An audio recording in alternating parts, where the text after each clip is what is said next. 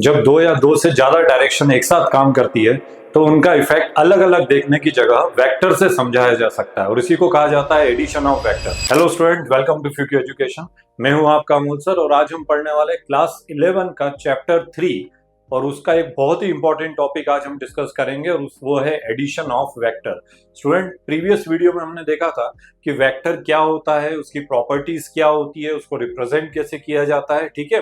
और उसमें एक बहुत इंपॉर्टेंट चीज थी कि वेक्टर का जो एडिशन, मल्टीप्लिकेशन, सब्सट्रैक्शन वगैरह जो होता है उसके लिए एक अलग ही रूल यूज होता है, उसको बोला जाता है वेक्टर अलजेब्रा, ठीक है। तो आज हम पढ़ने वाले इस टॉपिक में addition of vector means vector को हम ऐड कैसे करेंगे। टू वेक्टर्स अगर हमारे पास है तो उन्हें किस तरह से जोड़ा जाता है, ठीक है।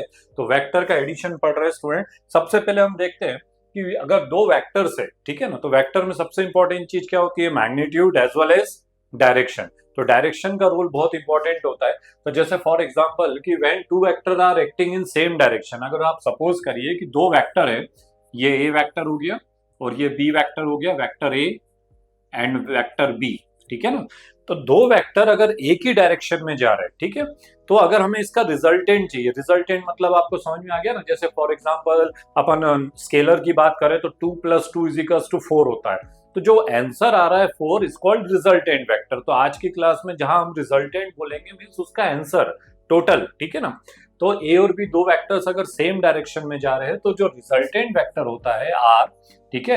तो बहुत बढ़िया कंसेप्ट है, याद रखिए कि डायरेक्शन अगर सेम है तो दोनों वेक्टर्स को हमें क्या करना है, ऐड करना है, vector A plus vector B के, ठीक है ना। इसको आप इस तरीके से भी लिख सकते हैं, modulus of vector R is equals to modulus of vector A plus modulus of vector B के, ठीक है। तो छोटा सा कंसेप्ट है, माइंड में बहुत अच्छे से रखिएगा कि अगर दो वेक्टर सेम डायरेक्शन में हैं और हमें उसका रिजल्टेंट चाहिए तो हमें उसको क्या करना पड़ेगा, प्लस करना पड़ेगा, ऐड करना पड़ेगा, ठीक है। सेकंड केस देख रहे हैं कि when two vector are acting in opposite direction, दोनों का डायरेक्शन अपोजिट है। जैसे फॉर एग्जांपल ये वेक्टर ए जो है उसका डायरेक्शन ये जा रहा है और वेक्टर बी जो है इसका डायरेक्शन ये जा रहा है, ठीक है ना। तो जब दो वेक्टर अपोजिट डायरेक्शन में होते हैं तो जो रिजल्टेंट वेक्टर होता है R is equals to vector A plus, और आपको हमने बताया था कि जब डायरेक्शन अपोजिट होता है तो वहां पे क्या करते हैं, नेगेटिव साइन यूज करते हैं। मींस इसको अपन बोलते हैं नेगेटिव वेक्टर या अपोजिट वेक्टर। प्रीवियस वीडियो में हमने सारी डेफिनेशंस इसकी देखी थी। तो अपोजिट डायरेक्शन में, डायरेक्शन अपोजिट है तो यहाँ पे काय का साइन यूज होगा, माइनस का साइन यूज होगा, ठीक है ना। That is minus vector B के। इसको हम इस फॉर्म में लिख सकते हैं, modulus of vector R is equals to modulus of vector A plus, इसमें लेंगे minus B modulus of vector B के। प्लस माइनस अगर हम देखें तो कितना हो जाएगा, माइनस हो जाएगा। That is modulus of vector R is equals to vector A minus vector B के, ठीक है ना। तो इस तरीके से इसको हम रिजल्टेंट वेक्टर को कैलकुलेट कर सकते हैं। ये तो जस्ट दो केसेस हमने आपको बताई कि अगर two vector are acting in same direction, तो छोटा सा कंसेप्ट है, याद रखो कि उसे हमें क्या करना है, प्लस करना है। और two vector are acting in opposite direction, अगर दोनों का डायरेक्शन अपोजिट है, 180 डिग्री पे है, तो हमें उसे क्या करना है, माइनस करना है, ठीक है ना। बट अगर two vector are acting in different direction, ठीक है ना, अगर दोनों का डायरेक्शन अलग अलग है, थीटा एंगल पे दोनों जा रहे हैं, तो फिर क्या करेंगे। तो याद रखिए स्टूडेंट, इस केस में अगर हमें वेक्टर को ऐड करना है तो हमारे पास टोटल ये 3 लॉज है जिसके थ्रू हम वेक्टर को क्या कर सकते हैं, ऐड कर सकते हैं। Number 1 law of triangle, number 2 law of parallelogram and number 3 law of polygon, ठीक है। तो वेक्टर को ऐड करने के लिए इफ द टू और more vector are incline at a certain angle, अगर दो वेक्टर है, सपोज करिए इस तरीके से, ये vector A and vector B इस तरीके से जा रहे हैं, ठीक है। ये वेक्टर ए हो गया और ये वेक्टर बी हो गया और इनके बीच में एंगल कितना फॉर्म हो रहा है, थीटा एंगल फॉर्म हो रहा है, ठीक है। तो थीटा एंगल अगर फॉर्म हो रहा है तो उस केस में वेक्टर को ऐड करने के हमारे पास 3 रूल्स है। Number 1 law of triangle, number 2 law of parallelogram and number 3 law of polygon, ठीक है। तो इन तीनों लॉ को हमें आज स्टडी करना है, एक एक करके स्टार्ट करते हैं। सबसे पहले देखते हैं law of triangle of vector addition, ठीक है ना। If two vectors are represented both in magnitude and direction by the two sides of a triangle, अगर हमारे पास दो वेक्टर है, जैसे फॉर एग्जांपल ये एक वेक्टर ले लिया हमने, वेक्टर ए, ठीक है, इसको हमें ऐड करना है सेकंड वेक्टर के साथ, वेक्टर बी के साथ, इस तरीके से, ठीक है। दो वेक्टर है और उनका डायरेक्शन अलग अलग है, और इनको हमें यहाँ पे क्या करना है, ऐड करना है, ठीक है ना। तो then their resultant is represented by third side of a triangle taken in opposite direction, ठीक है ना। तो इन दोनों का जो रिजल्टेंट होगा वो थर्ड साइड के इक्वल होता है। तो इसको सबसे पहले हमने आपको बताया था कि ये जो पॉइंटेड वाला पार्ट होता है इसको क्या बोलते हैं, हेड बोलते हैं, इसको क्या बोलते हैं, टेल बोलेंगे, ठीक है। अगर इन दोनों का ऐड करना है तो सबसे पहले हमें क्या करना पड़ेगा, ये जो वेक्टर ए है इसके हेड पे दूसरे वेक्टर के टेल को हम इस तरीके से रखेंगे, ये वाला हो जाएगा, ठीक है। तो ये इस तरीके से दो साइड्स के फॉर्म में हमें लेना है सेम डायरेक्शन में, ठीक है। Then according to law of triangle वो ये कह रहा है कि जो इनका रिजल्टेंट होगा वो ट्राइंगल की थर्ड साइड के इक्वल होता है इन अपोजिट डायरेक्शन। दैट इज इनका जो रिजल्टेंट है इसको हम थोड़ा सा अलग कलर से देखते हैं तो और आपको जल्दी से समझ में आ जाएगा। जैसे फॉर एग्जांपल ये रिजल्टेंट है, तो रिजल्टेंट के लिए हम लेंगे ये वाला, ठीक है ना। तो resultant it is denoted by R. तो जो रिजल्टेंट होगा वो किसके इक्वल होगा, थर्ड साइड के इक्वल होता है, ठीक है। तो स्टूडेंट्स आपको कंसेप्ट समझ में आ गया होगा ट्रायंगल लॉ में कि हम क्या यूज कर रहे हैं। अगर दो वेक्टर्स को हमें ऐड करना है और टू वेक्टर्स को ऐड करने के लिए जो दो वेक्टर्स है उसके ट्रायंगल की दो साइड्स के फॉर्म में हमें यूज करना है इस तरीके से, ठीक है। और इनका जो रिजल्टेंट होगा वो इसकी थर्ड साइड के क्या होगा, इक्वल होगा, ठीक है। दैट इज अगर हम इसको थोड़ा सा लेबलिंग करके और डिटेल में समझे तो ये O हो गया, ये P हो गया एंड Q हो गया, ठीक है। That is by law of triangle of vector addition OP plus PQ, OP plus PQ, ठीक है ना। तो ये जो होगा वो किसके इक्वल होगा, OQ के इक्वल होगा, अपोजिट डायरेक्शन। डायरेक्शन का इंपॉर्टेंट है, देखिएगा एरो इस साइड जा रहा है, इसका डायरेक्शन डायरेक्ट उधर जाएगा, ठीक है। तो ये जो होगा OP plus PQ is equals to OQ के, OP plus PQ is equals to OQ के। दैट इज OP किसके इक्वल है, वेक्टर A के, है ना। PQ किसके इक्वल है, वेक्टर B के, ठीक है। And OQ is equals to R के, ठीक है। तो इसे बोला जाता है law of triangle of vector addition. Two vectors को अगर हमें ऐड करना है तो इस लॉ का यूज कर सकते हैं। तो क्या समझ में आया आपको कि दो वेक्टर्स है, अगर उसे हम किसी भी ट्रायंगल के दो साइड्स के फॉर्म में अगर यूज कर रहे हैं तो उनका जो रिजल्टेंट होगा वो थर्ड साइड के क्या होता है, इक्वल होता है, ठीक है। That is A plus B is equals to R is called law of triangle of vector addition, ठीक है। अब नेक्स्ट देखते हैं, हमारा सेकंड है हमारा parallelogram law of vector addition, ठीक है।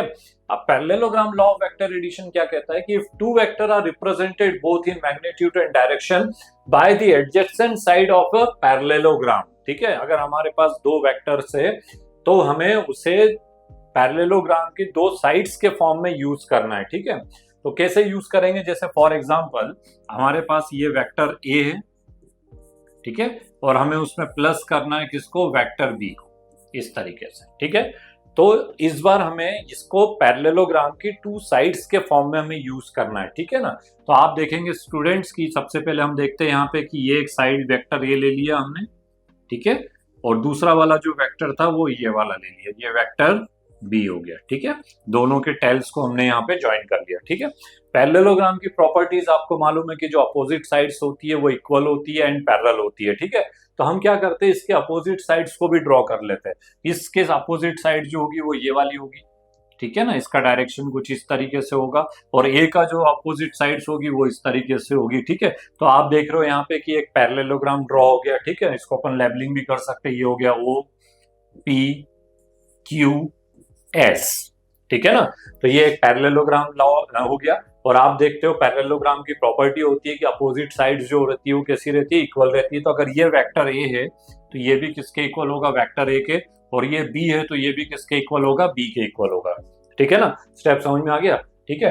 तो according to parallelogram law of vector addition वो ये कह रहा है हमसे कि if two vector are represented both in magnitude and direction by the sides of a parallelogram, then their resultant vector is represented by the diagonal of parallelogram, ठीक है। तो इसका जो रिजल्टेंट होगा वो किसके इक्वल होगा, डायगोनल के इक्वल होगा। डायगोनल मींस आप समझ गए होंगे ये वाला जो पार्ट है, ठीक है ना।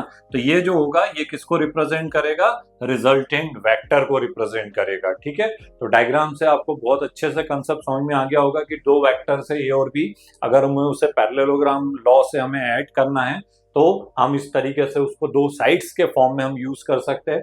पैरेललोग्राम की प्रॉपर्टीज होती है कि अपोजिट साइड जो होती है इक्वल एंड पैरेलल होती है, ठीक है। तो अगर ये ए है तो ये भी ए के इक्वल होगा, ये बी है तो ये भी बी के इक्वल होगा, और इनका जो रिजल्टेंट होता है वो उसके डायगोनल के क्या होता है, इक्वल होता है, ठीक है ना। अगर आप इसमें एक चीज और देखेंगे कि अगर हम ट्राइंगल के फॉर्म में यूज करें, जैसे फॉर एग्जांपल आप देखो यहाँ पे कि एक ट्राइंगल यहाँ पे फॉर्म हो रहा है इस तरीके से, ठीक है ना। तो अगर इस ट्राइंगल के इसमें ले तो आप देखेंगे यहाँ भी एक ट्राइंगल लॉ ही लग रहा है, जिससे हम इसके रिजल्टेंट को क्या कर सकते हैं, कैलकुलेट कर सकते हैं। जैसे for example in triangle O P Q, ठीक है ना, ये जो नीचे वाला पार्ट दिख रहा है ओ पी क्यू, ठीक है। तो ट्राइंगल लॉ अगर हम यहाँ पे अप्लाई करें तो क्या होगा, OP plus P Q is equal to O Q के, ठीक है ना, जो अभी हमने पढ़ा था। तो पैरेललोग्राम लॉ है, डायगोनल के इक्वल है, लेकिन उसमें भी हम ट्राइंगल लॉ ही यूज कर रहे हैं, और उसमें भी देखेंगे कि ओपी किसके इक्वल है, ए के इक्वल है, ठीक है ना। पी क्यू जो है वो किसके इक्वल है, बी के इक्वल है, ठीक है, and is equal to R. R means what, resultant vector, that is A plus B is equal to R के, ठीक है। तो बहुत अच्छा लॉ है। टू वेक्टर्स को अगर हमें ऐड करना है तो हम यहाँ पे इन दो लॉ का यूज कर सकते हैं, triangle law and parallelogram law of vector addition, ठीक है। तो इस तरीके से दो लॉज हम यहाँ पे यूज कर सकते हैं एडिशन के लिए। थर्ड होता है हमारा polygon law of vector addition. Polygon law, अभी तक जो हमने दो लॉ पढ़े समझ में आ गया होगा, सिंपल है कि तो अगर ट्रायंगल लॉ है तो दो साइड्स के फॉर्म में लेंगे तो थर्ड साइड रिजल्टेंट होगी, पैरेललोग्राम है तो दो साइड्स हम पैरेललोग्राम लेंगे तो रिजल्टेंट जो होगा वो डायगोनल के इक्वल होगा, ठीक है। अब जो टू और मोर देन टू वेक्टर्स अगर हमारे पास है, दो या दो से ज्यादा वेक्टर अगर हमारे पास है, तो फिर हम क्या करेंगे, तो वहां पे हम यूज करेंगे polygon law of vector addition, ठीक है ना। कैसे यूज करेंगे, जैसे फॉर एग्जांपल आपके पास देखिए कि ये एक वेक्टर ए है, ठीक है, इसमें हमें ऐड करना है वेक्टर बी को, प्लस ये वाला वेक्टर है वेक्टर सी है, प्लस यहाँ पे आप देखेंगे कि एक वेक्टर डी है। इन चारों वेक्टर्स को ऐड करना है। तो टू और मोर देन टू वेक्टर्स को जब हमें ऐड करना होता है तो वहां पे हम यूज करते हैं polygon law of vector addition. कैसे ऐड करेंगे, इसको एक पॉलीगॉन के फॉर्म में लेंगे इस तरीके से, जैसे ये वेक्टर ए है, ठीक है ना। तो जो कंसेप्ट हमने ट्रायंगल लॉ में यूज किया था, एक के हेड पे दूसरे के टेल को रखते जा रहे थे, उसी तरीके से यहाँ भी हम रखते चलेंगे।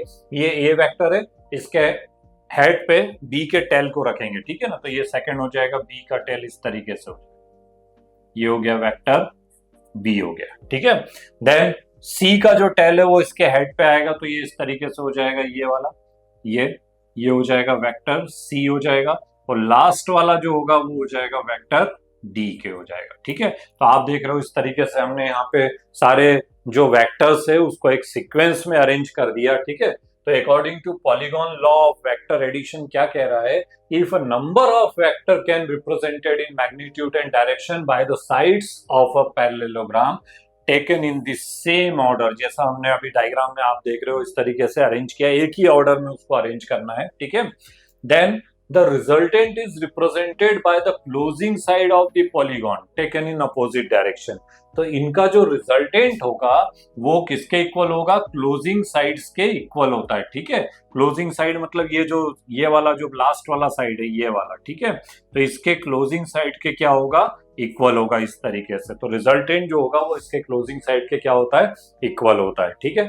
तो ये था polygon law of vector addition. इसको और थोड़ा अपन एक्सप्लेन करके हम बताते कि किस तरीके से रिजल्टेंट की वैल्यूज कैसे कैलकुलेट होगी, ठीक है। तो जैसे फॉर एग्जांपल हम यहाँ पे देखें, इसको थोड़ा सा लेबलिंग करें हम इसको, तो ये हो जाएगा O P Q S and T, ठीक है ना। तो ये सारे वेक्टर्स है, इसको हमने इस तरीके से लेबलिंग कर लिया, ठीक है। अब हम देखते हैं इसको ऐड करना है, तो हमारे पास रिजल्टेंट क्या आएगा वो हमें देखना है, ठीक है। तो रिजल्टेंट देखने के लिए सबसे पहले आप देखो जॉइन ओ क्यू, हम किसको ज्वाइन करेंगे, ओ क्यू को ज्वाइन करेंगे, ठीक है। ओ क्यू को ज्वाइन करेंगे तो join O Q,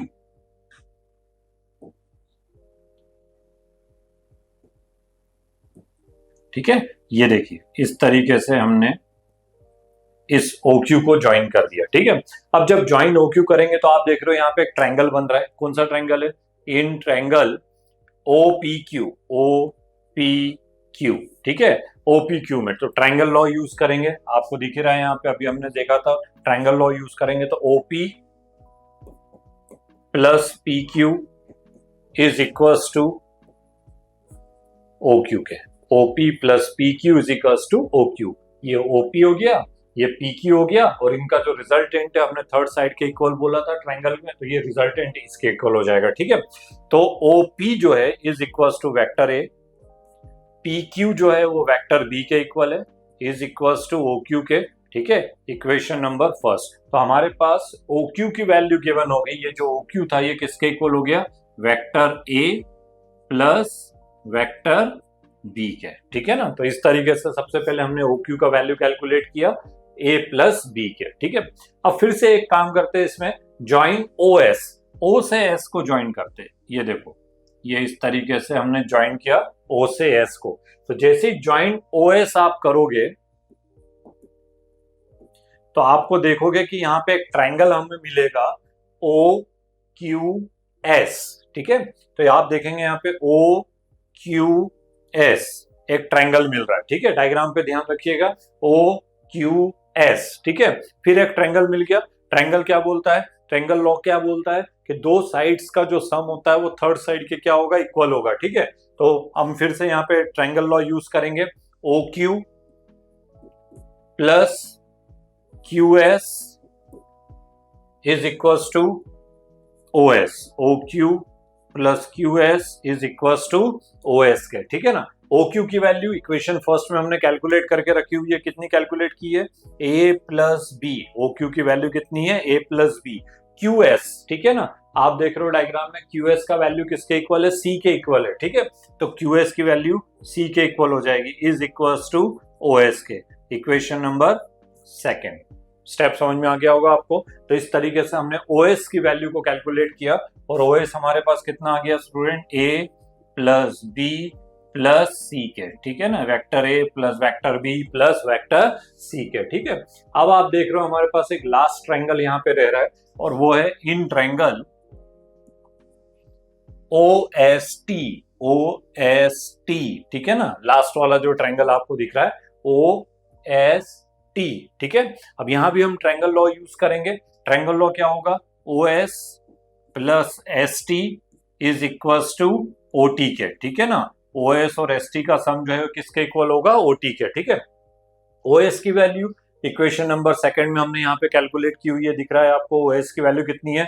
A plus B plus C, vector A plus vector B plus vector C के। और आप देख रहे हो एस टी का जो वैल्यू है वो किसके इक्वल है? डी के इक्वल है। ठीक है, तो एस टी की जगह यहाँ पे क्या यूज होगा? डी यूज होगा। ठीक है, and OT means what? OT क्या है यहाँ पे? Resultant vector, it is denoted by R. तो ओटी की जगह यहाँ पे क्या यूज करेंगे? आर वेक्टर यूज करेंगे। तो स्टूडेंट हमारे पास रिजल्टेंट वेक्टर जो आर था उसकी वैल्यू आ गई, वो इक्वल है A plus B plus C plus D के। ठीक है ना, और इसी को कहा जाता है polygon law of vector addition. तो वेक्टर टू और मोर देन टू वेक्टर्स अगर आपके पास गिवन है तो उसको ऐड करने के लिए हम कौन सा लॉ यूज करेंगे? Polygon law of vector addition.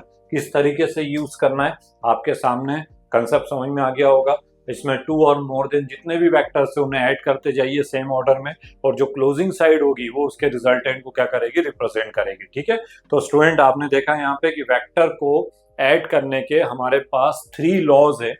Two vectors को ऐड करने के 2 लॉज है। पहला हो गया law of triangle of vector addition, आपको कंसेप्ट समझ में आ गया होगा, सामने दिख रहा है किस तरीके से हमने उसको सॉल्व किया। सेकंड होता है parallelogram law of vector addition. Parallelogram में कैसे रिजल्टेंट कैलकुलेट करते हैं? डायगोनल के इक्वल होता है वो। ठीक है, and third number is polygon law of vector addition, और उसको किस तरीके से हमें सॉल्व करना है ये आपने अभी देखा। ठीक है, तो ये था एडिशन ऑफ वेक्टर।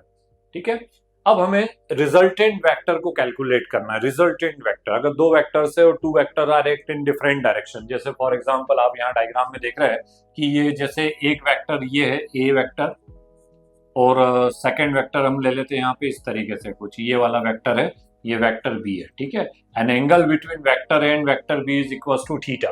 ठीक है, दोनों के बीच का एंगल जो फॉर्म हो रहा है कितना हो रहा है? थीटा हो रहा है। तो रिजल्टेंट वेक्टर के लिए एक फॉर्मूला यूज होता है जिससे हम रिजल्टेंट वेक्टर को कैलकुलेट कर सकते हैं। तो if the angle between two vector A and B are theta, then their resultant vector जो आर होता है वो होता है R is equals to vector R means resultant vector, ठीक है ना, is equals to under root A square plus B square plus 2ab cos theta के, ठीक है ना। तो फॉर्मूला बहुत बढ़िया, इसमें बहुत सारे न्यूमेरिकल्स आपको मिलेंगे, बहुत सारा कंसेप्ट आपको सीखने को मिलेगा। तो रिजल्टेंट वेक्टर जब भी आपको कैलकुलेट करना है तो r इज इक्वल्स टू क्या लगेगा, under root A square plus B square plus 2ab cos theta, where theta means what, angle, angle between vector A and vector B, A और B के बीच का जो एंगल है वो किसके इक्वल है, थीटा के, ठीक है ना।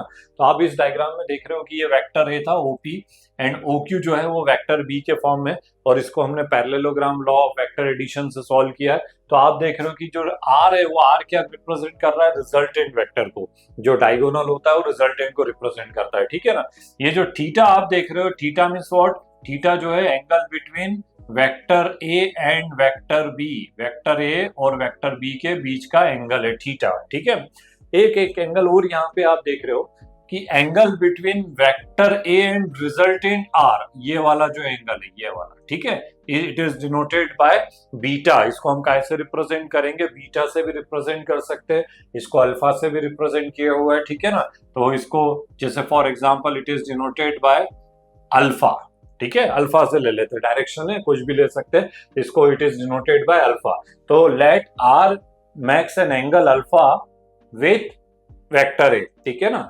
ए के साथ आर जो है वो एंगल जो फॉर्म कर रहा है वो कितना एंगल फॉर्म कर रहा है, अल्फा के इक्वल फॉर्म कर रहा है, ठीक है। तो ये जो अल्फा है ना, ये किसको रिप्रेजेंट करेगा, डायरेक्शन, रिजल्टेंट का जो डायरेक्शन होगा ना उसको रिप्रेजेंट करता है। तो अगर आपको डायरेक्शन ऑफ आर निकालना है, डायरेक्शन ऑफ आर कैलकुलेट करना है, तो कैसे कैलकुलेट करेंगे, अल्फा से आपको कैलकुलेट करना पड़ेगा, और इसका फॉर्मूला होता है tan alpha, tan alpha, alpha समझ में आ गया, अल्फा मींस व्हाट, एंगल, ठीक है ना, angle between vector A and resultant vector R, ठीक है।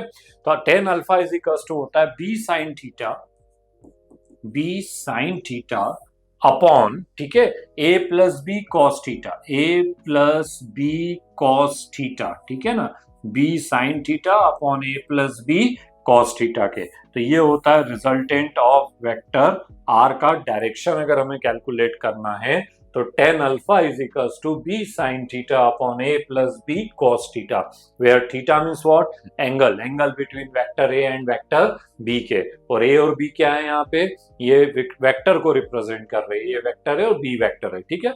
तो दोनों फॉर्मूले है, कंसेप्ट बिल्कुल याद रखिए, दो vector are act in, two vector are act in different direction, theta angle पे जा रहे हैं, तो उनका जो रिजल्टेंट होगा उसका फॉर्मूला होगा under root A square plus B square plus 2ab cos theta के। अगर रिजल्टेंट के डायरेक्शन को हमें कैलकुलेट करना है तो हम टेन अल्फा से उसको कैलकुलेट करेंगे, tan alpha is equals to होता है B sine theta upon A plus B cos theta के, ठीक है। तो फॉर्मूले याद रखना है, बहुत अच्छे क्वेश्चंस मिलेंगे, हमारा न्यूमेरिकल वाला सेशन जब आएगा उसमें हम बहुत अच्छे अच्छे न्यूमेरिकल्स करने वाले हैं इसके ऊपर, ठीक है। बट फिर भी आपको अभी यहाँ पे कुछ एक क्वेश्चन अपन देखते हैं जिससे हम इसको कैलकुलेट कैसे करेंगे, किस तरीके से इसका यूज होगा वो समझ में आ जाएगा। तो पहला जैसे केस है, if both the vector are acting along the same direction, अगर सपोज करिए कि दो वेक्टर है और दोनों वेक्टर जो है वो एक ही डायरेक्शन में जा रहे हैं, जैसे फॉर एग्जांपल ये वेक्टर ए है और वेक्टर बी है, ठीक है। तो वेक्टर ए और वेक्टर बी एक ही डायरेक्शन में जा रहे हैं, तो बताइए कि इसमें दोनों के बीच में एंगल कितना फॉर्म हो रहा है, ठीक है।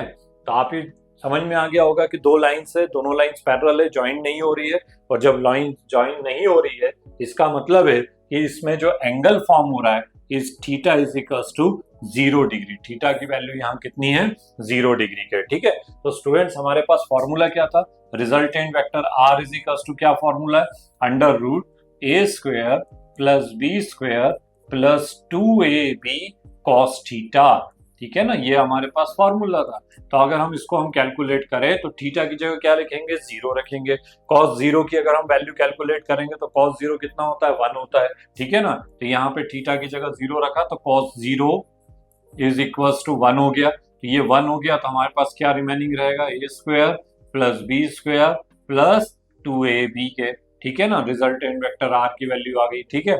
आप देख रहे हो ये फॉर्मूला फॉर्म हो रहा है, किसका फॉर्मूला है, समझ में आ गया होगा, ठीक है।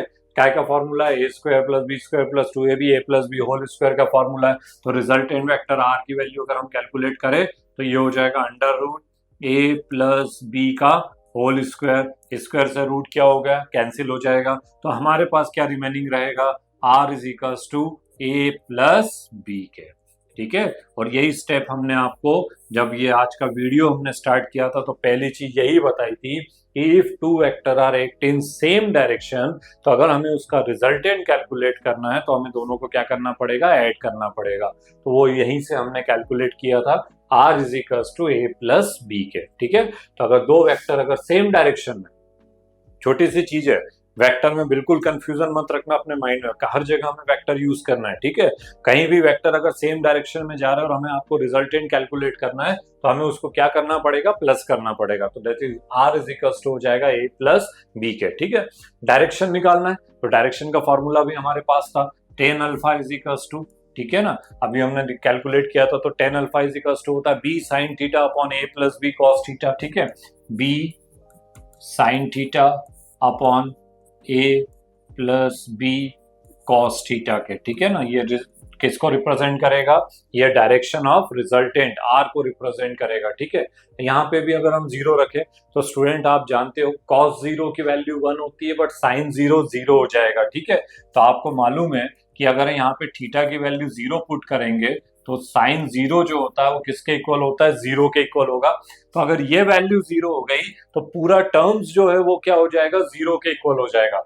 दैट इज टेन अल्फा जो है is equals to 0। Tan alpha की वैल्यू किसके इक्वल हो जाएगी, हमारी 0 के इक्वल हो जाएगी। ठीक है, तो कंसेप्ट समझ में आ गया होगा कि कैसे हमने डायरेक्शन को कैलकुलेट करना। दिख ही रहा है यहाँ पे दो लाइंस पैरेलल है तो एंगल दोनों का जो रहेगा वो कैसा रहेगा, एक ही डायरेक्शन में जा रहा है, तो जो रिजल्टेंट बनेगा उसका भी डायरेक्शन क्या रहेगा, वही रहेगा जिस डायरेक्शन में दोनों वेक्टर्स जा रहे हैं। ठीक है, that is alpha is equals to 0 के इक्वल हो जाएगा। तो इस तरीके से हम कोई भी एंगल पे अगर टू वेक्टर्स हमारे पास गिवन है तो उसके रिजल्टेंट भी कैलकुलेट कर सकते हैं और उसके डायरेक्शन को भी कैलकुलेट कर सकते हैं। एक और एग्जांपल लेते हैं, if both the vector acting in opposite direction, suppose करिए अब मान लो कि ये वेक्टर ए जो था वो इस डायरेक्शन में जा रहा है, ठीक है, और वेक्टर बी जो है उसका डायरेक्शन ए के अपोजिट है, दोनों एक दूसरे के अपोजिट है। तो जब दोनों एक दूसरे के अपोजिट है that is theta is equals to कितने डिग्री हो जाएगा, 180 डिग्री का। ठीक है, थीटा की वैल्यू 180 हो जाएगी तो रिजल्टेंट वेक्टर का फॉर्मूला हमारे पास है r is equals to under root a square b square 2ab cos theta के। थीटा की जगह हम 180 रखेंगे। ठीक है, तो आपको मालूम है कि cos 180 की वैल्यू अगर हम कैलकुलेट करें तो cos 180 का जो वैल्यू होता है वो किसके इक्वल होता है, -1 के इक्वल होता है। तो जब यहाँ पे cos 180 रखेंगे तो ये माइनस हो जाएगा, तो हमारे पास क्या मिलेगा, under root a square plus b square minus 2ab vector में।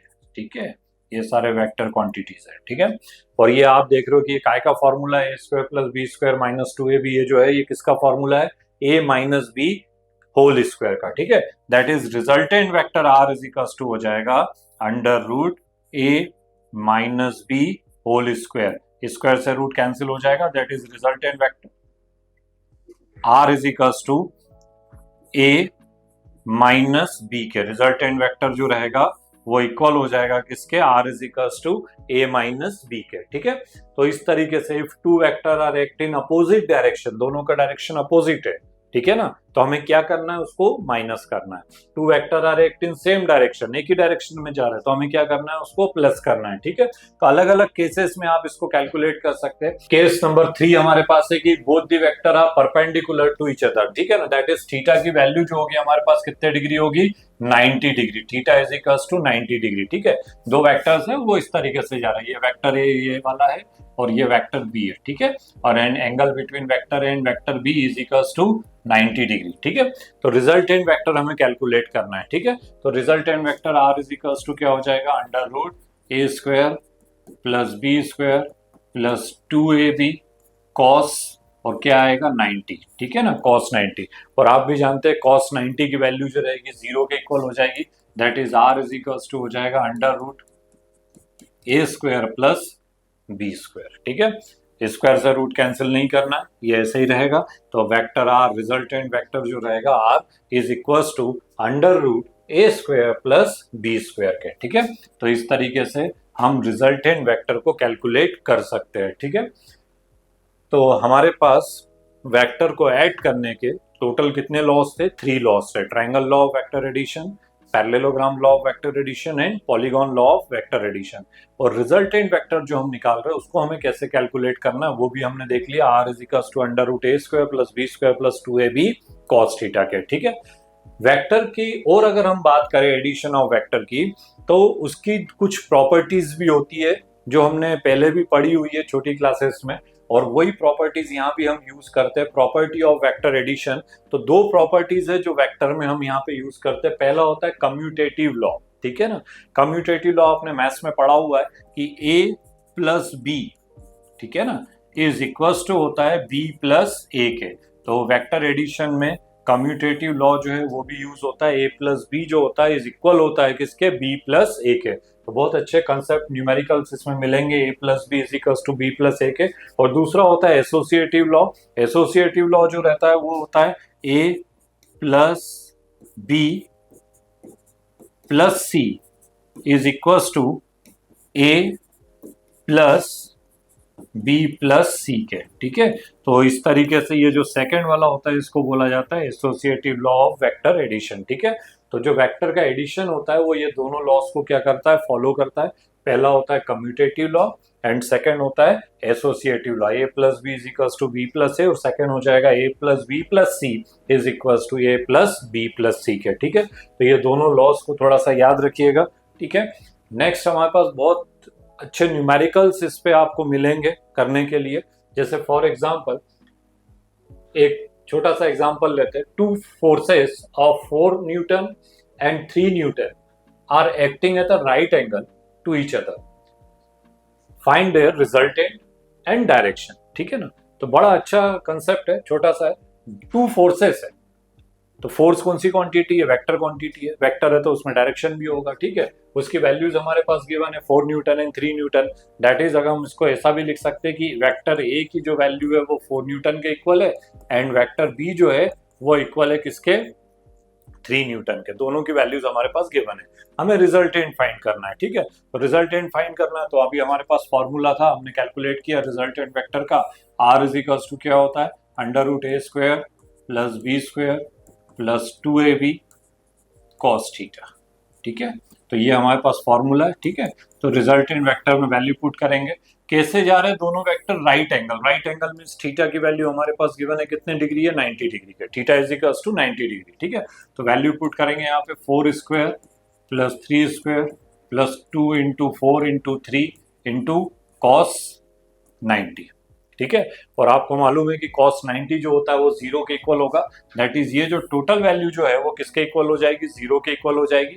और जब ये पूरी वैल्यू 0 की होगी तो 4 का स्क्वायर कितना होता है, 16 और plus 9 that is under root 25 और 25 दैट इज 5। तो रिजल्टेंट वेक्टर का जो वैल्यू आएगा वो किसके इक्वल हो जाएगा, 5 के इक्वल होगा। ठीक है, डायरेक्शन कैलकुलेट करना है तो डायरेक्शन कैलकुलेट करने के लिए हमारे पास फॉर्मूला होता है tan अल्फा का। ठीक है, tan अल्फा से हम डायरेक्शन को कैलकुलेट कर सकते हैं, b sin theta upon a plus B cos theta, b sin theta upon a plus B cos theta. ठीक है, तो वैल्यू पुट करेंगे, b का वैल्यू कितना है 3, sin थीटा मीन sin 90 अपॉन a का वैल्यू हमारे पास गिवन है 4 प्लस 3 cos 90। ठीक है, तो आपको मालूम है कि जो cos 90 है उसकी जो वैल्यू होगी वो किसके इक्वल हो जाएगी, 0 के। ठीक है, तो cos 90 0 है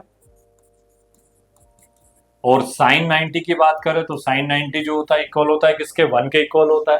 तो ये वाली वैल्यू जो है वो तो 0 हो जाएगी और ये 1 हो जाएगा। ठीक है, तो हमारे पास रिमेनिंग कितना रहेगा, tan अल्फा, ये 1 के इक्वल हो गया, ये पूरा 0 हो गया, तो इधर कितना रहेगा 3 अपॉन 4 के। ठीक है, that is tan alpha is equals to 3/4। हमें रिजल्टेंट का डायरेक्शन चाहिए तो r अल्फा की वैल्यू चाहिए, तो tan को उधर ट्रांसफर करेंगे तो tan इनवर्स 3/4 के। तो जो डायरेक्शन होगा alpha is equals to tan inverse 3/4 के। ठीक है, बढ़िया क्वेश्चन है, बहुत अच्छे न्यूमेरिकल्स है, फॉर्मूलेज याद रखिए और जो कंसेप्ट अभी बताया उसको अपने माइंड में रखेंगे तो आप कोई भी न्यूमेरिकल है उसको इजीली सॉल्व कर सकते हैं। अलग अलग वेराइटीज के न्यूमेरिकल्स आपको मिलेंगे। एक और एग्जांपल से जल्दी से देख लेते हैं। If the magnitude of resultant of two vector of modulus 4 and 3 unit इज 1 यूनिट। ठीक है ना, 4 और 3 का जो रिजल्टेंट है वो गिवन है किसके इक्वल है, 1 यूनिट के इक्वल है। Then find the angle between them. इस बार उन्होंने क्वेश्चन को ही चेंज कर दिया, पिछला जो क्वेश्चन था उसमें रिजल्टेंट फाइंड करना था, इस बार हमें रिजल्टेंट ऑलरेडी गिवन है। रिजल्टेंट किसके इक्वल है? 1 के इक्वल है, ठीक है। हमें एंगल फाइंड करना है उसके बीच में, ठीक है। तो हमारे पास एंगल वेक्टर ए जो है उसकी वैल्यू गिवन है कितनी? 4। वेक्टर बी का वैल्यू हमारे पास गिवन है कितना है? 3, ठीक है। और रिजल्टेंट वेक्टर आर जो है इसकी वैल्यू किसके इक्वल है? 1 के इक्वल है। हमें थीटा की वैल्यू फाइंड करनी है, angle between vector A and vector B, ठीक है। बढ़िया क्वेश्चन है। आर्क इज इक्वल्स टू हमारे पास गिवन है formula √a² plus b² plus 2ab cos theta के, ठीक है ना। तो हम इसमें वैल्यू पुट करेंगे, रिजल्टेंट वेक्टर की वैल्यू 1 हो गया, ठीक है। इज इक्वल्स टू √a का वैल्यू हमारे पास गिवन है कितना? 4, तो 4 का स्क्वायर प्लस b 3 का square plus 2 into 4 into 3 into cos theta के, ठीक है। सॉल्व करेंगे इसको तो आप देखेंगे 1 इज इक्वल्स टू √4 का स्क्वायर हो जाएगा 16, 3 का 9 प्लस यहाँ पे अगर हम मल्टीप्लाई करें तो 4 2 जा 8 और 8 का अगर हम 3 में मल्टीप्लाई करते हैं तो ये हो जाएगा 24 कॉस थीटा के। स्टेप समझ में आ गया होगा आपको, ठीक है। 16 plus 9 is equals to 25, that is 1 is equals to √25 plus 24 cos theta, ठीक है। अब एक काम करते हैं हम कि स्क्वायरिंग बोथ साइड, अगर हम दोनों साइड को स्क्वायर करें तो हमारा रूट वाला जो पार्ट है वो हट जाएगा, ठीक है। तो स्क्वायरिंग बोथ साइड, तो 1 का स्क्वायर तो 1 ही रहेगा और यहाँ पे स्क्वायर कर दिया तो रूट कैंसिल हो गया, तो 25 प्लस 24 कॉस थीटा के, ठीक है। 25 को ट्रांसफर करेंगे इधर प्लस में, इधर माइनस में आ जाएगा, तो माइनस का 25 और प्लस का 1, प्लस माइनस माइनस, 25 में से 1 को माइनस करेंगे तो माइनस का 24 is equals to 24 cos theta, ठीक है। हमें थीटा की वैल्यू फाइंड करनी है कॉस थीटा की, तो 24 मल्टीप्लाई में इधर आके डिवाइड में हो जाएगा, तो -24 अपॉन 24 दैट इज ये कैंसिल हो जाएगा, तो cos theta is equals to -1 के, ठीक है। तो कॉस थीटा की वैल्यू कितनी आई हमारे पास? -1 आया, ठीक है। अब -1 कॉस के टेबल में -1 किसकी वैल्यू होती है? 180 की वैल्यू होती है, तो इस -1 को हम इस फॉर्म में भी लिख सकते हैं, cos theta is equals to cos 180। cos 180 जो होता है इज इक्वल्स टू -1 के, cos cos कैंसिल हो जाएगा, that is theta is equals to 180 degree के। तो इस क्वेश्चन में जो एंगल फाइंड करना था, angle between vector A and vector B, वो किसके इक्वल होगा? 180 डिग्री के, ठीक है। तो इस तरीके से कोई भी क्वेश्चन अगर आता है आपके पास तो आप उसको इजीली सॉल्व कर सकते हैं, ठीक है। एक बहुत अच्छा क्वेश्चन है कि if a plus B is equals to R and a² plus b² is equals to r², ठीक है, then find the angle between vector A and vector B. इस तरीके के भी क्वेश्चंस आएंगे, बहुत अच्छे क्वेश्चंस है, ठीक है। तो हमारे पास कंडीशंस दी हुई है इस बार कि a प्लस बी जो है इज इक्वल्स टू आर के and a² plus b² is equals to होता है r² के, ठीक है। तो हमें क्या फाइंड करना है? Find the angle between vector A and vector B, ठीक है। तो रिजल्टेंट वेक्टर का फॉर्मूला हमारे पास है r is equals to √a² plus b² plus 2ab cos theta, ठीक है ना। ये रिजल्टेंट वेक्टर का फॉर्मूला हमारे पास है, ठीक है। अब स्टूडेंट्स आप देख रहे हो हमारे पास कंडीशन दिया हुआ है कि a² प्लस b² जो है इक्वल्स टू होता है r² के। पहले एक काम करते हैं, दोनों साइड को स्क्वायर कर लेते हैं, स्क्वायरिंग बोथ साइड। तो जब हम स्क्वायर करेंगे तो यहाँ पे क्या हो जाएगा?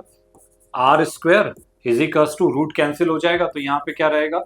a² plus b² plus 2ab cos theta के। ये स्टेप समझ में आ गया, दोनों साइड को स्क्वायर कर लिया, रूट कैंसिल हो गया, ठीक है। अब हमारे पास गिवन है r² is equals to a² plus b², ये गिवन है, ठीक है। तो आप देख रहे हो यहाँ पे ये a² प्लस b² दिख रहा है आपको, ठीक है। तो इस a² प्लस b² की जगह पे हम क्या वैल्यू पुट कर सकते हैं? r² रख सकते हैं, बिल्कुल यहाँ पे r² की वैल्यू रखेंगे, ठीक है, प्लस 2ab cos थीटा के, ठीक है। ये r² को इधर ट्रांसफर करेंगे तो नेगेटिव हो जाएगा, माइनस हो जाएगा, तो r² क्या हो जाएगा? कैंसिल हो जाएगा, ठीक है।